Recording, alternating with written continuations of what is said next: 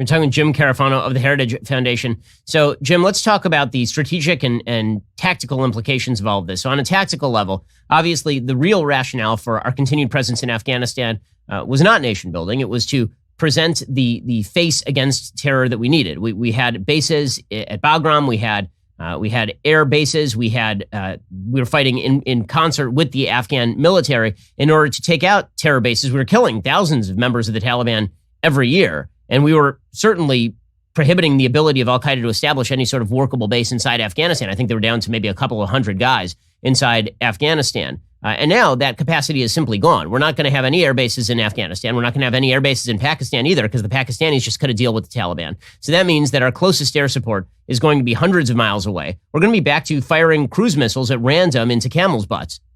Well, we're going to be facing the same three problems that we tried to avoid by just staying there. The immediate crisis is, as you mentioned, we've got to get like 100,000 people evacuated from this country because of the collapse. Even if the Taliban do nothing, or as I suspect, if the U.S. government and other governments are paying them off to let us evacuate people, that's going to take days and weeks in which we're just going to get hammered with this embarrassment. Then we have to worry about transnational terrorism. There is going to be a terrorist sanctuary in Afghanistan where the last 9/11 was planned. Somebody's going to be planning the next 9/11. And the Taliban victory is going to be a clarion call to Islamist terrorists all over the world to rise up again. So where 30 days ago, we didn't really have a global terrorist threat. In a few weeks and months, we could all be right back where we started. And then we've got the China problem. Biden just gifted China to Afghanistan to China. The Chinese are going to do business with the Taliban. They don't care if they're murderers. They're going to have a land bridge into Iran. They're going to build an economic pipeline on that. When Biden does the Iran deal, they'll have their own private pipeline of economic activity, bypassing everybody else into Western Europe. They'll make trillions of dollars. They'll control all the mineral resources in Afghanistan, which are significant, and they will completely outflank India and control Pakistan. We may lose all of South Asia because of this. And these are problems that are going to continue to unfold for this administration through every day of Biden's term. Yeah, Jim, I think what people fail to understand about American foreign policy is that foreign policy and nature abhor a vacuum. And when we create a vacuum, our enemies step into that vacuum. It actually raises the possibility significantly of a major war, not a minor war, not a policing action like we had in Afghanistan. But when you're talking about China making inroads all the way across the Middle East and into Iran, into Afghanistan, posing right now an existential threat to India, because now you have this surrounding alliance of China, Pakistan, Afghanistan around India, which is likely to make India feel pretty contained and boxed in. And when you have China openly threatening Taiwan, the possibility of a miscalculation that leads to an actual shooting war with a major power like China just went up pretty dramatically. Well, and this gets to the key point. This was not a rookie mistake by an inexperienced team. This wasn't Jimmy Carter coming in the office with a bunch of people who didn't know what they were doing. This is a veteran team that did this for 8 years under Obama. And here's the problem. They consistently do the same thing. They consistently try to accommodate and appease their enemies and then walk away and hope nothing bad happens. And everybody knows that playbook, and everybody knows how to exploit that. So the expectation is they all know exactly what Biden is going to do. And so how do you not take advantage of that? This is the worst team we have ever seen. And because they actually have done this before. It's not like JFK at the Bay of Pigs. Oh, I screwed that up. I'll do better next time.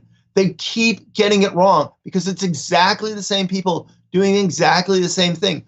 The worst thing you can present to an enemy is a predictable face of failure, because they know exactly how to exploit that to their advantage and to their minimum risk and to maximum damage to you. So, Jim, one of the other things that I think is going to happen here is that erstwhile American allies have to be looking at Russia and China and thinking, okay, I need to triangulate here.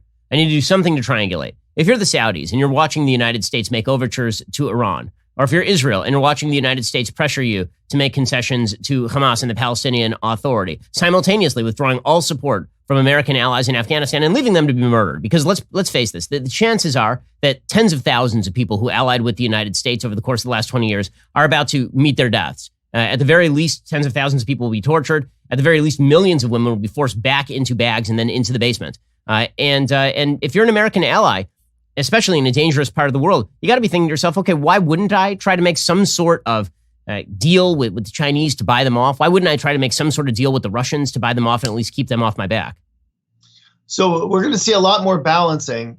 But, in the end, nobody wants to be a suburb of Beijing or Moscow. But what they will do is they'll try to balance. Right. I mean, they won't try to kick the Americans out, but they'll let the Russians and the Chinese in. So what's going to happen? One is it's going to make it a lot harder for us to protect our interests.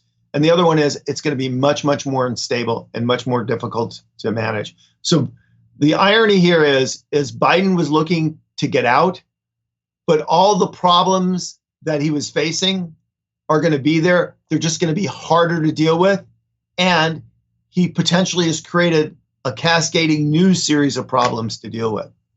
So let's talk for a second about that evacuation. Right now, we are being told that the Taliban are going to allow people to leave. Apparently, that does not apply to Afghan allies. Those people are going to be presumably boxed in, tortured. The Taliban, I think my favorite statement of today came courtesy of our UN ambassador, who said there will be a very strongly worded statement from the Security Council to the Taliban insisting upon human rights and the ability of refugees to get out. Obviously, strongly worded statements to 8th century barbarians tend not to have the desired effect after you hand them billions of dollars of sophisticated military hardware. But what is the likelihood that this turns into a full-blown humanitarian crisis?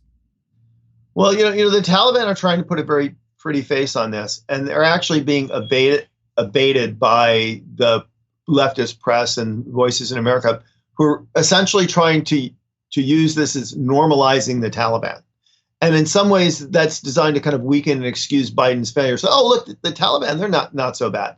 But the reality is the new Taliban are the old Taliban. And it's not going to end well for women or children or human rights or anything else or refugees or any of that stuff. But the immediate problem is right now we are at the mercy of the Taliban. And I don't actually know if Western governments in the United States aren't bribing them or paying them off or ransoming them to allow them to do this and how long this will sustain.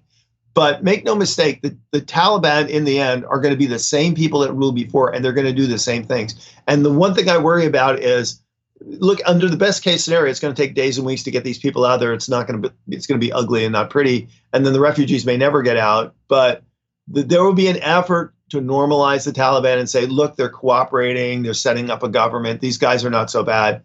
That's, I think, the worst thing we can do is underestimate these people. Well, Jim Carafano of Heritage Foundation, appreciate the time, appreciate the insight at a dark moment in American history. Thanks so much for joining the show. Thanks for what you do.